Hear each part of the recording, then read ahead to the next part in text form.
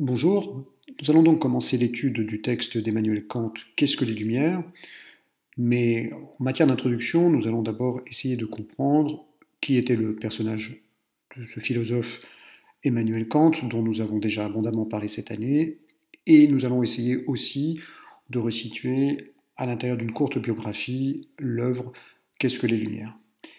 Alors, Kant est un philosophe de la fin du XVIIIe siècle qui est mort au tout début du XIXe siècle. Il est né en 1724 et mort en 1804. Donc vous voyez que d'un point de vue historique, on se situe dans une période qui correspond globalement à ce qu'on a pu appeler les Lumières, justement. On verra tout à l'heure, en étudiant plus précisément le sens de ce titre de l'ouvrage de Kant, que en réalité, il n'y a pas de lien forcément immédiat entre la période historique des Lumières et l'œuvre de Kant. En tout cas, c'est un rapport beaucoup plus complexe, mais Kant, finalement, apparaît en tant que philosophe quelque part à la fin de cette période qu'on a appelée les Lumières et dont vous connaissez sans doute des représentants célèbres en France, Diderot, d'Alembert, Rousseau, qui sont ces grands philosophes effectivement qui ont, on le verra, changé complètement notre mode de pensée, notre rapport à la raison. Donc Kant est né en 1724, il naît quelque part en Prusse, qui est aujourd'hui, je vous le rappelle, ce qu'on appellerait aujourd'hui la Russie. Kant naît dans un milieu relativement modeste, ses parents ne sont absolument pas fortunés. Kant naît dans un milieu extrêmement piétiste, ses parents étaient très religieux, et c'est le quatrième enfant d'une lignée qui comportera 11 enfants successifs. Alors une jeunesse ordinaire, j'ai envie de dire.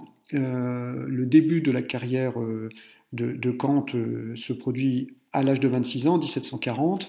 Kant entre à la faculté pour y étudier la théologie, donc du fait de l'influence des parents, il décide d'étudier la théologie, donc c'est la science tournée vers Dieu, mais c'est aussi en entrant à la faculté, donc dans la faculté justement de Königsberg, en Prusse orientale, que Kant va découvrir aussi la science physique de son époque, et notamment il va découvrir la science de Newton, qui à l'époque est toute récente, qui est, on pourrait le dire, la première science véritablement résolution contemporaine.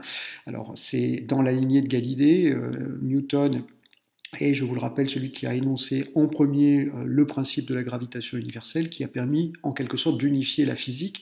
Donc c'est la première fois que dans l'histoire, on dispose d'un système physique complet, avec des règles de calcul et des lois de calcul qui vont permettre de désormais mettre au point un certain nombre d'objets, d'inventions, etc. Donc c'est une grande révolution de la physique. Et Kant, quand il découvre en 1740 à l'université la science de Newton, est immédiatement passionné. Kant est un garçon extrêmement curieux et évidemment, cette découverte scientifique va le fasciner. Alors, c'est important de le retenir parce que, comme vous le savez, nous avons étudié Kant dans le chapitre sur la vérité cette année et sur la connaissance. Kant, toute sa vie, se posera la question comment peut-on effectivement connaître quelque chose avec certitude? Et la science de Newton lui semble être le modèle justement de cette connaissance avec certitude. Grâce à Newton, on peut enfin connaître quelque chose du monde qui nous entoure. Donc il va justement du coup poursuivre sa carrière universitaire, mais dans un premier temps, il ne peut prétendre continuer à l'université, notamment parce que 6 ans plus tard, en 1746, son père, le père de Kant, meurt, et Kant, se trouvant finalement ne plus avoir les moyens de poursuivre ses études, il va devoir prendre un emploi, il va devenir précepteur de jeunes enfants. Donc vous savez qu'à l'époque, il n'y a pas d'école publique. Les enfants qui vont à l'école sont les enfants de bonne famille, les enfants de bourgeois, et ils ne vont même pas à l'école dans des établissements scolaires. On leur fait l'école à la maison, et pour cela, il y a un précepteur qui vient et qui fait des leçons. Kant va donc être précepteur d'enfants de bourgeois. Son métier, c'est de faire des leçons d'absolument dans toutes les disciplines. Et Kant, plus tard, aura des remarques sur ce métier en disant qu'il avait été pour lui extrêmement formateur, parce que comme il avait été obligé, du fait de cet enseignement, de se plonger à la fois dans les mathématiques, la physique, mais aussi l'histoire, la géographie, pour justement pouvoir enseigner correctement aux enfants, Kant a toujours dit que ça lui avait ouvert l'esprit sur un certain nombre de disciplines qu'il n'aurait peut-être pas étudiées autrement. Il va continuer cette profession de précepteur pendant 9 années, jusqu'en 1755, où là, il va enfin obtenir une habilitation pour enseigner à la faculté. Donc il va revenir à la faculté, cette fois non plus en tant qu'étudiant, mais bien en tant que professeur. Et il va commencer à donner des cours. Alors à l'époque, la faculté n'est pas celle d'aujourd'hui, elle est moins spécialisée, évidemment, les sciences sont moins complexes, on sait moins de choses, donc c'est plus facile de les enseigner. Et donc Kant va être un professeur multicarte, on va dire. Il va enseigner aussi bien les mathématiques que la physique, que la morale, que l'architecture. Bref, il va tirer profit aussi de ce qu'il a fait durant ces 9 années de préceptorat pour justement élargir son champ de connaissances. Alors l'enseignement de Kant va connaître un certain succès à la faculté, ce qui fait qu'en 1760, les cours de Kant vont même recevoir une plus grande amplitude. On lui accorde encore plus de place à l'université. Et notamment, à partir de 1760, Kant va enseigner aussi la théologie et l'anthropologie. Donc cette carrière universitaire lui satisfait, mais en complément, en 1766, Kant obtient une faveur spécifique. Il devient aussi sous-bibliothécaire à la cour. Alors c'est un statut qui peut sembler de nos jours un statut pas forcément extraordinaire, mais il faut quand même se rappeler qu'on vit au XVIIIe siècle dans un monde universitaire où les bibliothèques sont encore des denrées rares, où les livres sont des objets relativement luxueux, et donc le fait de devenir sous-bibliothécaire pour Kant, c'est aussi la possibilité justement d'accéder à une ressource incroyable en termes de livres, et donc de pouvoir enrichir sa connaissance. Il continue donc son travail en tant que professeur, mais aussi en tant que chercheur. Et en 1770, il obtient enfin ce qu'il cherchait depuis 30 ans. Il devient professeur titulaire d'une chaire à l'université. Il est rentré en 1740, je vous rappelle. 30 ans plus tard, il est enfin professeur titulaire. Et cette fois, il a professeur titulaire. Un professeur à la faculté, c'est le grade le plus élevé. C'est-à-dire que désormais, il est habilité à faire de la recherche, à enseigner, etc., etc. Ça va donc lui dégager l'horizon d'un point de vue à la fois théorique, mais aussi évidemment financier. Et donc, c'est à partir de ce moment-là que Kant va pouvoir véritablement commencer à écrire et à réfléchir et à écrire les ouvrages les plus célèbres qu'on lui connaît. Alors, les ouvrages les plus célèbres de Kant, c'est ce qu'on appelle l'appareil critique ou l'ensemble des critiques. C'est 3 énormes ouvrages qui portent tous le nom de critique. Donc, à commencer par 1780, la critique de la raison pure, en 1788, la critique de la raison pratique, et enfin, en 1790, la critique de la faculté de juger. Donc voilà 3 livres différents, 3 livres qui commencent par le mot de critique en allemand, Kritik der reinen Vernunft, Kritik der praktischen Vernunft et Kritik der Urteilung, donc la critique de la faculté de juger, dernier ouvrage. On y reviendra dans un instant sur le sens de ce mot critique. Ce sont les 3 grands ouvrages, et on peut dire qu'en une dizaine d'années, Kant va exprimer un système philosophique absolument complexe qui en fait un des plus grands penseurs de tous les temps, probablement le plus grand philosophe que nous ayons connu. Alors ça, c'est sur la vie intellectuelle et spirituelle de Kant, mais par ailleurs, je vous l'avais expliqué cette année, Kant a véritablement tourné toute sa vie personnelle en direction de ce travail de recherche. On se moquait beaucoup de Kant justement parce que, je vous l'avais expliqué, il avait ritualisé complètement son existence quotidienne pour ne pas perdre de temps et pouvoir consacrer tout son temps justement à la recherche. Il faisait, pour ne pas perdre de temps, je vous l'avais narré, il faisait exactement tous les jours à la même heure la même chose, ce qui fait que dans la petite bourgade où habitait Kant, on avait l'habitude de dire « pas besoin d'avoir une montre, il suffit de savoir où se trouve Kant pour savoir quelle heure il est ». Donc l'anecdote est restée célèbre, hein. Kant s'habillait tout le temps de la même façon, il faisait tous les jours la même chose, il mangeait quasiment même tous les jours la même chose, histoire de ne pas avoir à réfléchir. Et vous vous souvenez, je vous l'avais raconté, qu'il faisait tous les jours la même balade dans le village autour de chez lui. Il n'y a, nous dit-on, que 1 ou 2 fois, alors selon la légende, 2 fois, peut-être qu'une seule fois, où il aurait fait un détour. La première fois, c'était pour aller acheter l'ouvrage du contrat social de Rousseau. Donc, comme vous savez, je vous ai fait un cours de philosophie politique. Le texte de Rousseau, c'est le grand texte de philosophie politique qui va permettre en France la Révolution française. Et Kant est fasciné par l'ouvrage de Rousseau, donc il va faire une première fois dans sa vie, un détour dans sa promenade pour aller acheter à la librairie d'à côté le texte de Rousseau. Et la deuxième fois où Kant va faire un détour, et cette fois c'est beaucoup plus important, vous allez voir, c'est quand le 15 juillet 1789, Kant entend dire qu'une révolution a éclaté en France, et Kant, qui justement est intéressé par ces questions de politique, va faire un détour jusqu'à la ville voisine pour acheter les journaux et comprendre ce qui s'est passé en France. Alors cette anecdote, elle est sans doute complètement mythologique, fantasmée, on n'est pas sûr du tout qu'elle ait vraiment eu lieu, mais elle nous renseigne à la fois sur d'abord l'intérêt que Kant a pu avoir pour la Révolution française, et vous allez le voir justement dans le texte des Lumières, Kant ne pouvait être qu'un partisan de la Révolution française du fait des idées qui sont défendues dans le texte Qu'est-ce que les Lumières ? Le texte de Qu'est-ce que les Lumières dont nous allons parler est un texte qui met en avant l'émancipation de l'homme grâce à la raison, grâce à la réflexion. Donc Kant s'inscrit dans la lignée justement des Lumières en France, de Rousseau, de Diderot, de d'Alembert, mais surtout évidemment on le verra, Kant est partisan d'un régime éclairé, guidé par l'intelligence du peuple et des souverains éclairés, et Kant a l'impression que ce qui est en train de se passer en France, la Révolution, c'est cela. Donc Kant verra dans la Révolution française le modèle de ce qu'il appelait théoriquement dans ses ouvrages. Alors, puisque nous parlons de Kant, je crois qu'il faut revenir quand même un instant sur son ouvrage principal, donc ce qu'on appelle l'édifice critique.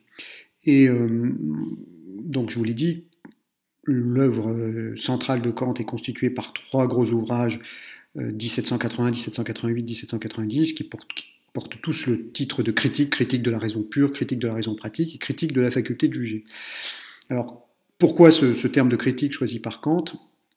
Il faut s'en souvenir, critique au sens propre du terme. Critique vient du grec krinéin, qui signifie trier, filtrer. C'est un mot que les Grecs utilisaient, par exemple, pour dire qu'ils triaient la farine pour séparer les parties broyées des parties non broyées.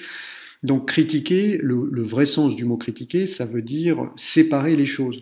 Quand on critique par exemple une œuvre d'art, normalement, c'est qu'on va séparer les éléments les plus importants, les plus beaux, etc., des éléments les moins intéressants. Faire la critique d'une œuvre, c'est d'un côté mettre les choses positives et de l'autre côté mettre les choses qui sont négatives. C'est faire une opération de tri. Donc l'idée de Kant, c'est de critiquer la raison, raison pure, raison pratique et faculté du jugement, c'est-à-dire l'idée de Kant, c'est de, parmi toutes les connaissances que nous avons et toutes les formes de réflexion que nous avons, trier justement celles qui sont valables, celles qui ne le sont pas, etc. Donc c'est ça l'ambition de Kant, il a passé sa vie entière à faire en quelque sorte le ménage parmi toutes nos idées pour savoir lesquelles pouvaient être retenues et lesquelles ne pouvaient pas l'être. Donc c'est pour ça que Kant est un penseur aussi important que ça, parce qu'il va clôturer l'âge moderne et ouvrir finalement la période contemporaine en faisant en quelque sorte le bilan des connaissances de l'humanité au moment du XVIIIe siècle. Et donc, notamment, Kant va montrer que ce qui, avant lui, avait donné naissance justement à des pensées qui n'étaient pas encore claires, qui n'étaient pas suffisamment discutées, et ce qui, au contraire, pouvait relever d'un savoir acquis comme la science, etc. Notamment, c'est à partir de Kant qu'on va véritablement poser la distinction entre croire et savoir, et notamment que la question de Dieu va être réglée définitivement. On va le voir dans un instant. Alors donc, premier grand ouvrage, Critique de la raison pure. Justement, alors, juste un mot avant cela, Kant a dit que chacune de ces grandes critiques de la raison, correspondait à une question différente. La critique de la raison pure correspond à la question « que puis-je savoir ?» La critique de la raison pratique correspond à la question « que dois-je faire ?» Et la critique de la faculté de juger, la dernière, correspond à la question « que m'est-il permis d'espérer ?» Nous allons voir pourquoi justement ces questions et quel est le lien entre elles. Donc la première critique, c'est la critique de la raison pure. Je vous ai mis ici la page de garde de la première édition de 1781. Alors, quelle est la question que pose Kant ? Vous l'avez entendu, que puis-je savoir ? C'est-à-dire, Kant se pose dans cet ouvrage, qui est un ouvrage épais, de réflexion massive, la question de, parmi toutes nos connaissances, lesquelles sont fiables et lesquelles ne le sont pas. Et pour comprendre lesquelles sont fiables et lesquelles ne le sont pas, Kant va revenir finalement à ce qui en nous permet de constituer ces connaissances. Donc c'est un ouvrage qui va analyser comment l'être humain connaît le réel autour de lui. Donc il y a toute une première partie consacrée justement au travail, à la sensation et au sens, comment les sens et la sensation nous permettent de connaître le monde, mais comment ces sens et cette sensation sont insuffisants, car il faut effectivement que des concepts de l'entendement viennent éclairer ces sens, c'est la deuxième partie. Et ensuite, Kant va montrer comment justement, à partir de là, un certain nombre de connaissances peuvent se constituer. Bien. Et quel va être le bilan de cette critique de la raison pure ? Eh bien, Kant va montrer que finalement, le savoir ne peut naître que d'une connaissance qui résulte d'un double mouvement, le mouvement que l'on trouve caractéristique dans l'expérience, c'est-à-dire nous dit Kant qu'il faut, pour pouvoir savoir quelque chose du monde autour de nous, il faut donc, pour connaître le réel autour de nous, évidemment, un contenu sensible que nous donne les sens, mais deux, des concepts qui nous permettent justement de comprendre ce contenu sensible. Autrement dit, nous dit Kant, tout vrai savoir repose à la fois sur une conceptualisation, mais aussi sur une expérience qui lui correspond dans le réel devant nous. Sans cette expérience du réel, notre conception est aveugle, nous dit Kant, mais d'un autre côté, si nous n'avons pas les bons concepts pour éclairer notre expérience, alors dans ce cas-là, nous ne pouvons constituer aucun savoir.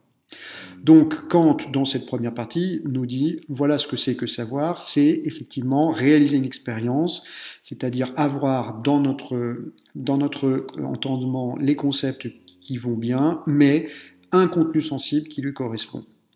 Et ainsi, Kant va montrer qu'il y a des objets pour lesquels on ne peut pas avoir de savoir, et le premier de ces objets, justement, pour lesquels on ne peut pas avoir de savoir, c'est Dieu. Dieu ne peut pas être connu de façon certaine, nous dit Kant. Pourquoi ? Parce que Dieu n'est pas un objet d'expérience. C'est la fameuse démonstration de Kant. Kant nous dit, voilà, Dieu, si on part de sa définition, c'est un être infini. Or, un être infini ne peut pas être susceptible d'une expérience sensible par les hommes, c'est évident, parce que notre capacité sensible est limitée. Je ne peux pas voir à l'infini, je ne peux pas entendre à l'infini, je ne peux pas goûter à l'infini, donc je ne pourrai jamais faire l'expérience de Dieu ou d'un Dieu. Donc, par conséquent, nous dit Kant, je ne pourrai jamais avoir de certitude sur la question de Dieu. Et je vous rappelle que c'est Kant qui va clôturer la question de Dieu, donc à la fin du XVIIIe siècle, en disant on ne pourra jamais avoir une expérience de Dieu, donc ce n'est pas la peine de se poser la question de savoir si Dieu existe ou pas. La question se clôture, nous dit Kant, ce n'est plus la peine d'en parler. Alors, ça veut dire quoi c'est plus la peine de se poser la question de Dieu? Ça veut dire que ce n'est plus la peine d'essayer de démontrer que Dieu existe. Inversement, ce n'est pas la peine d'essayer de démontrer que Dieu n'existe pas. On ne peut avoir des preuves ni de l'un ni de l'autre. Autrement dit, nous dit Kant, la question de Dieu est un choix personnel. Je choisis d'y croire ou je choisis de ne pas y croire, mais il est inutile de prétendre démontrer sa foi. Ça n'a pas de sens, nous dit Kant. On verra là aussi que cette conviction que va établir la critique de la raison pure est essentielle pour la compréhension du texte qu'est-ce que les Lumières, parce que vous verrez que dans ce texte, Kant défend évidemment une forme de liberté religieuse, et cette liberté religieuse vient chez Kant de cette conviction profonde que de toute façon, Dieu n'est pas un objet de démonstration, et que donc on ne peut pas prétendre imposer aux individus la foi en Dieu, puisqu'il n'y a aucune preuve pour cela. Donc la critique de la raison pure, d'un côté, établit justement qu'il ne peut pas y avoir de savoir sans expérience, et de l'autre, Kant va nous montrer que justement, dans le réel autour de nous, tous les objets peuvent être connus par un lien de cause à effet, et que justement, ce lien de cause à effet, c'est la base de la science moderne, celle de Newton. On a étudié en cours cette question du lien de cause à effet, et c'est effectivement ce que va montrer Kant. Tous les objets du monde autour de nous peuvent être connus par un lien de cause à effet, et il peut y avoir une science de ces causes. Dans le même temps, si tous les objets du réel peuvent être connus par une cause, l'homme, lui, à l'inverse, parce que justement il a une raison capable de s'échapper vers la métaphysique, eh bien, nous dit Kant, l'homme est l'être qui, lui, est capable de liberté. Être capable de liberté, ça veut dire ne pas simplement être un être réel qui agit dans le monde autour de nous, puisque dans le monde autour de nous, nous sommes soumis au règne des causes, mais parce que nous avons une double nature, nous dit Kant, nous avons aussi une nature spirituelle et une raison. Alors dans ce monde spirituel et dans cette raison, nous avons aussi une liberté, nous pouvons nous déterminer indépendamment des causes.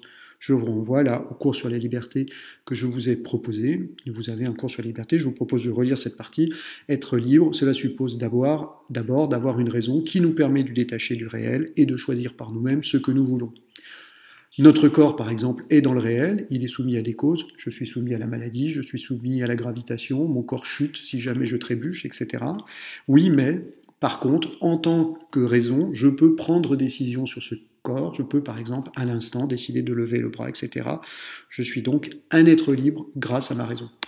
Et donc, comme la critique de la raison pure montre que l'homme est un être libre et qu'il a cette caractéristique, eh bien, c'est pour ça que Kant va, dans un deuxième temps, ouvrir la question de la liberté dans la deuxième critique, le deuxième grand ouvrage, la critique de la raison pratique.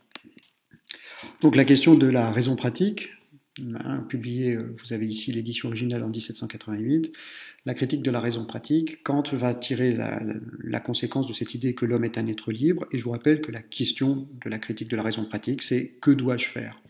Puisque je suis un être libre, alors qu'est-ce que je dois faire de cette liberté? C'est ça la question que va poser Kant dans la critique de la raison pratique. Si je suis un être libre, comment agir, que faire de cette liberté? Donc c'est dans ce texte que Kant va d'abord montrer, alors là aussi je vous renvoie au cours sur la liberté, que finalement l'objectif de l'humanité ne peut pas être le bonheur.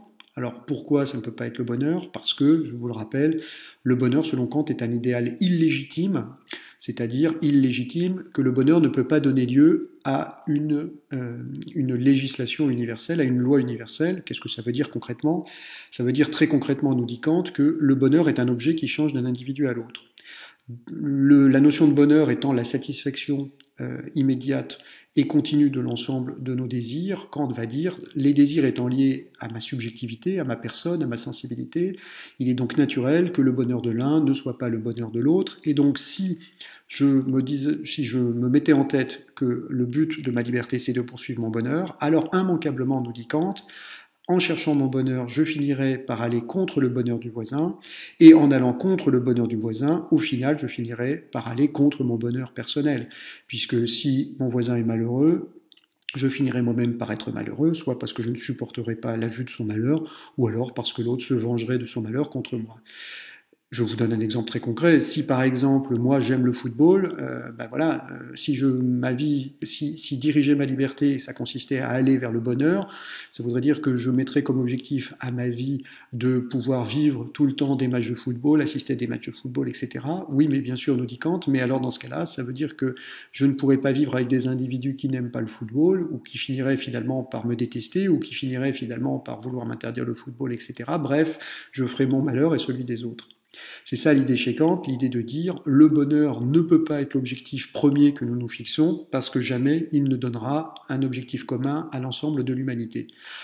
Alors il ne faudrait pas tirer de cette formule de Kant que le bonheur est un idéal illégitime l'idée que Kant s'oppose au bonheur. Non, Kant n'est pas opposé au bonheur. Ce que dit Kant, c'est que ça n'est pas l'objectif premier de l'humanité. Il y a d'autres choses à chercher avant le bonheur, et si le bonheur arrive malgré cela ou grâce à cela, nous dit Kant, tant mieux. Mais ce n'est pas l'objectif premier. L'objectif premier de la liberté, ce n'est pas de chercher le bonheur. Qu'est-ce que c'est que l'objectif premier de la liberté, nous dit Kant? Justement, c'est de chercher une règle universelle, une règle qui vaille pour tous. D'où, je vous renvoie là aussi au cours sur la liberté, d'où l'idée d'une morale chez Kant, qui serait une morale qui se définirait uniquement par une loi universelle. C'est la fameuse formule qu'on trouve dans la critique de la raison pratique. Fait en sorte que la maxime de ta liberté puisse en même temps valoir comme une loi universelle. C'est là la fameuse formule de la morale chez Kant. Je vous renvoie au cours sur la liberté pour comprendre cette formule. En gros, nous dit Kant, c'est à chaque fois que je vais agir, je vais me demander si la maxime de mon action, c'est-à-dire la formule qui guide mon action, peut être universalisée. Par exemple, c'est l'exemple que j'ai pris dans le cours sur la liberté. Par exemple, si je m'apprête à mentir, je me dis, qu'est-ce qui se passe si effectivement moi je mens? Je me pose la question de l'universalisation. Si tout le monde se met à mentir, quelle est la conséquence? Si tout le monde est dans le mensonge, alors ça veut dire que finalement plus personne ne croit personne, donc ça veut dire qu'à partir de là, l'idée de mensonge n'est plus possible, puisque dans une société de menteurs, plus personne ne pourrait mentir à personne. Donc, nous dit Kant, si j'universalise la phrase « je peux mentir », j'en arrive à l'idée que tout le monde peut mentir. Dans ce cas-là, j'en arrive à l'idée que le mensonge n'existe plus. Autrement dit, j'arrive à une négation. Donc, nous dit Kant, si j'arrive à une négation, c'est que j'ai choisi la mauvaise voie, donc mentir n'est pas quelque chose de moral. Donc Kant nous dit, mentir n'est pas quelque chose de moral. Donc voilà la morale chez Kant, je vous renvoie au cours sur la liberté, c'est quelque chose d'assez simple finalement, c'est se poser la question à chaque fois, est-ce que je peux universaliser la maxime de mon action? Je vous donne un deuxième exemple. Par exemple, Kant nous dit, est-ce que je peux voler mon prochain? Je m'apprête à voler, je me pose la question, est-ce que je peux voler? Même raisonnement, j'universalise. Qu'est-ce qui se passe si tout le monde se met à voler? Si tout le monde se met à voler, alors, nous dit Kant, l'idée de propriété privée n'existe plus, puisque tout peut être pris par n'importe qui à n'importe quel moment. Mais si l'idée de propriété n'existe plus, dans ce cas-là, l'idée du vol n'a plus de sens non plus. Donc Kant dit, ça se contredit, donc si ça se contredit, ce n'est pas moral, donc voler n'est pas moral. Ainsi de suite, etc., etc. Je vous renvoie au cours sur la liberté. Donc Kant nous dit, voilà ce que c'est, voilà ce que nous devons faire de notre liberté, nous devons essayer d'agir moralement, c'est possible, nous dit Kant, il s'agit effectivement à chaque fois de se déterminer en réfléchissant sur la maxime de notre volonté et en l'universalisant, et ça veut dire surtout, nous dit Kant, d'agir non pas en suivant la piste de nos désirs et de nos plaisirs, ça serait ce qui nous mènerait vers le bonheur, mais plutôt en suivant la réflexion morale. Sauf que Kant est bien conscient que c'est difficile. Kant nous dit il n'est jamais sûr que les hommes finalement choisissent d'agir par la morale plutôt que de suivre la piste de leurs désirs. Kant connaît un peu les humains, il sait très bien que finalement, même si finalement nous nous disons que voler ça n'est pas bien ou que mentir ça n'est pas bien, nous avons toujours la tentation au final de voler parce que nous avons plutôt le désir d'avoir un bien que nous n'avons pas les moyens de nous payer, ou nous avons toujours à un moment donné le désir de mentir parce que ça nous permettrait d'obtenir une gratification, etc., etc. Autrement dit, Kant nous dit, il n'est pas sûr du tout que les hommes vont choisir la voie de la morale plutôt que celle de leur désir. En plus de ça, nous dit Kant, les hommes, quand ils étaient encore dans la crainte de Dieu, choisissaient normalement la voie de la morale parce qu'ils craignaient Dieu, ils avaient peur de finir en enfer, etc., ou ils préféraient le paradis. Mais maintenant que Kant a démontré que Dieu n'existe plus, ou en tout cas, Kant n'a pas démontré que Dieu n'existait plus, Kant a démontré qu'il n'était pas possible d'avoir une preuve de Dieu, alors Kant nous dit il n'y a plus rien qui puisse pousser les hommes à suivre plutôt la voie de la morale, plutôt que la voie de leur désir et de leur plaisir. Autrement dit, nous dit Kant, même si nous savons ce que nous devrions faire, il n'est pas sûr du tout que nous fassions ce que nous avons à faire. D'où la nécessité d'un dernier ouvrage chez Kant, le Kritik der Urteilskraft, c'est-à-dire critique de la faculté de juger ou du pouvoir de juger. Urteilung en allemand c'est juger et Kraft c'est le pouvoir, la force de.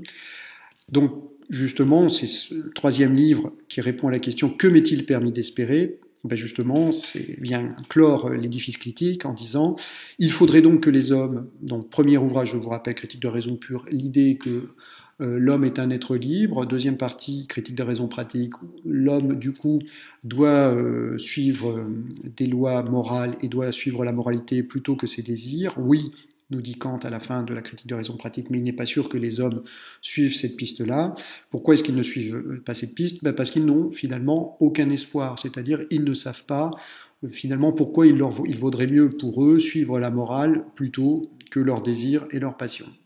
Il n'y a même plus de Dieu pour les punir ou leur promettre le paradis. Donc finalement, nous dit Kant, qu'est-ce qui pourrait bien inciter les hommes justement à suivre la morale plutôt que leurs désirs et leurs plaisirs?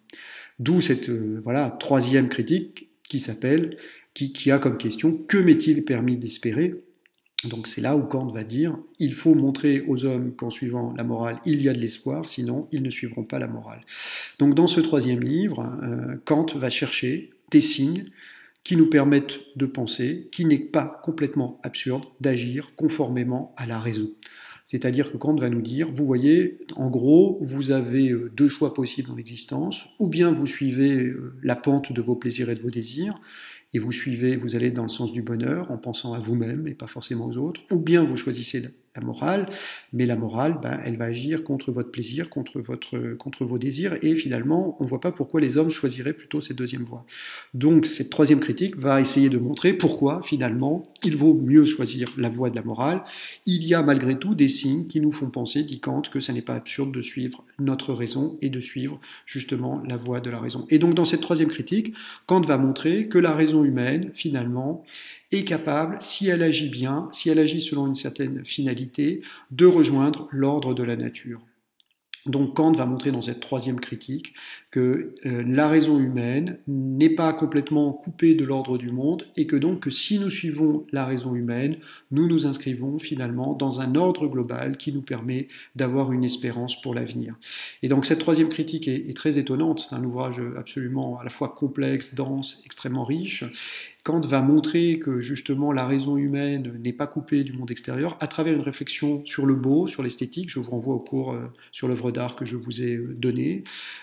Justement, il va montrer que, notamment dans le plaisir esthétique, la raison humaine est capable justement de suivre une certaine finalité, une certaine finalité qui n'est pourtant pas donnée par l'esprit de l'homme et qu'on retrouve aussi dans la nature. Il y a dans l'œuvre d'art une finalité sans fin, nous dit Kant, qui se trouve aussi dans l'ordre de la nature. Bref, cette troisième critique montre que l'esprit de l'homme n'est pas complètement coupé du règne de l'ensemble des choses et que par conséquent, en suivant sa raison, l'homme s'inscrit dans une direction qui est celle du monde tout entier et que donc c'est plutôt cette voie-là que l'homme doit suivre.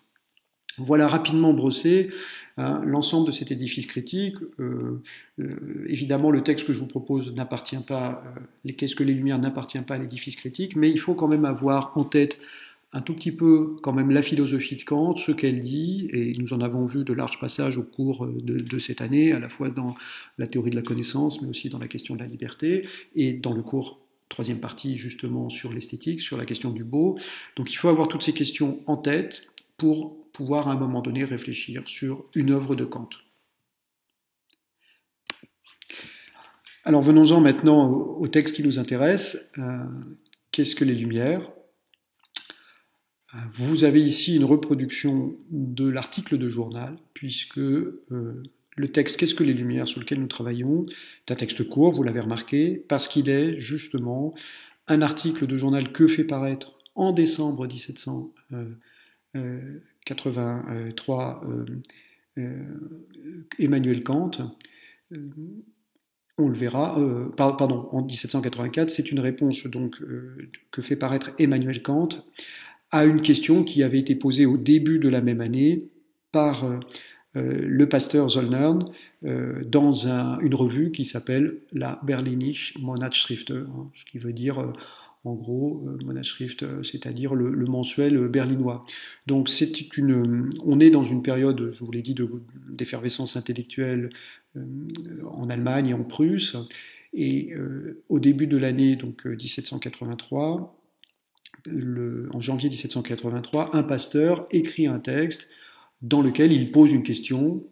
Il dit « Qu'est-ce que c'est que les Lumières ? Was ist Aufklärung ?» Et c'est à la fin de la même année, après avoir réfléchi longuement en tant que philosophe, que Kant va publier sa réponse. Vous avez ici donc l'extrait du journal, vous le voyez, Beantwortung der Frage, donc ça veut dire réponse à la question de point. Was ist Aufklärung, qu'est-ce que les Lumières ? Donc c'est un texte, voilà, on va dire écrit relativement rapidement, en moins d'un an, et c'est une réponse de Kant, comme cela se faisait beaucoup à l'époque. Je vous l'avais déjà signalé cette année. L'effervescence intellectuelle à l'époque, c'était justement les grandes académies de sciences, les grands scientifiques posaient des questions à la population et on attendait justement que les gens savants, etc., éclairent par leur réflexion la pensée de tous. Je vous avais dit que, par exemple, Rousseau, lui aussi, en France, s'était fait connaître en répondant comme ça aussi à une question posée par l'Académie des sciences de Dijon sur l'origine de l'inégalité parmi les hommes. Donc, les grands penseurs de l'époque répondaient régulièrement comme ça à des questions ou à des concours de réflexion qui étaient posés par des académies, et ça permettait finalement d'éclairer le peuple. Et c'est exactement ce que va faire Kant. Donc, en répondant à cette question, qu'est-ce que les Lumières ? Alors, Aufklärung, en allemand, on a traduit par lumière parce que c'est le terme français, mais en allemand, Aufklärung, ça veut dire faire sortir quelque chose de l'ombre pour le faire entrer dans la clarté ou dans la lumière. Klärung, la clarté ou la lumière. Historiquement, comme vous le savez, les Lumières, ça désigne une période très précise de l'histoire du XVIIIe siècle, à ce moment où un certain nombre de penseurs ont mis en avant le travail de la raison humaine avec cette idée que grâce à la raison, l'humanité allait pouvoir sortir des siècles obscurs, d'où cette idée de lumière, sortir des siècles obscurs.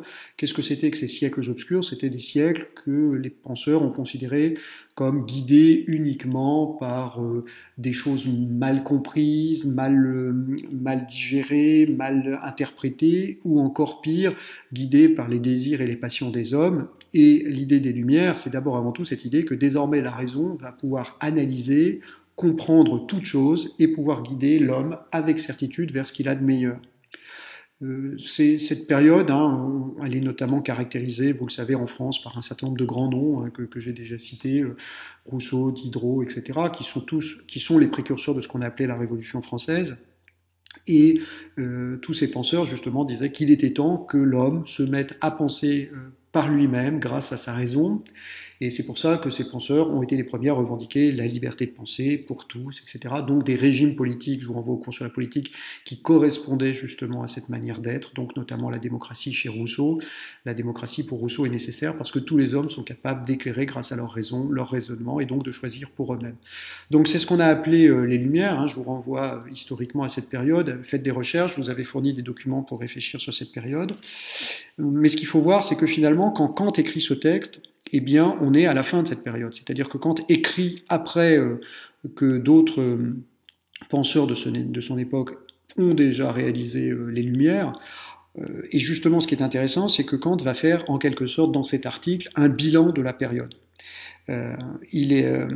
Mais quand je dis qu'il fait un bilan, ce n'est pas au sens où il ferait un travail d'historien. D'ailleurs, vous l'avez vu, Kant ne cite pas d'auteurs, Kant ne cite pas de textes d'écrivains qui auraient écrit pendant les Lumières. L'idée de Kant, c'est de revenir véritablement au fondement philosophique de cette période. Et on va le voir, c'est-à-dire quel est le trait commun qui a guidé toute la pensée des Lumières. Qu'est-ce qu'il y a philosophiquement qui va guider ce mouvement des Lumières? Et chez Kant, donc les Lumières, vous l'avez compris, c'est cette idée d'autonomie de la pensée. Les hommes sont capables de penser par eux-mêmes parce qu'ils ont tous une raison et une intelligence suffisantes. Et justement, les Lumières, pour Kant, les Lumières ne sont pas encore réalisées sur la planète. Les Lumières sont un idéal vers lequel tout individu doit tendre, c'est-à-dire que les Lumières pour Kant ne seront véritablement réalisées que quand chaque individu sera capable de penser par lui-même, etc., etc. Au regard de notre époque actuelle, on peut se dire qu'on n'a toujours peut-être pas réalisé les Lumières quand on voit qu'un grand nombre d'individus, au lieu de penser par eux-mêmes, finalement suivent stupidement les théories répandues, enfin les théories, pardon, plutôt les croyances répandues sur les réseaux sociaux, les croyances à des complots, les croyances à des manipulations, etc. Il y a peu d'individus autonomes et capables de penser par eux-mêmes encore aujourd'hui, et en cela on pourrait dire que l'idéal dont parlait Kant n'est toujours pas réalisé. Bref, pour Kant, les Lumières, ce n'est pas une période historique, mais bien un mouvement individuel qui consiste justement à dépasser sa condition de servitude intérieure pour accéder à un plein usage de la raison et une pleine liberté. Et donc, ça n'est pas réservé qu'aux philosophes. Les Lumières, ce n'est pas une attitude de philosophe, la lumière, c'est ce qui doit guider tout individu qui est en quête de sa liberté et qui cherche à s'émanciper intellectuellement. Voilà donc le contexte historique, voilà donc la personnalité de Kant, voilà donc les grandes œuvres de Kant que vous pouvez connaître, et voilà pour, on va dire, situer le texte dans son époque. Maintenant, il convient de le lire.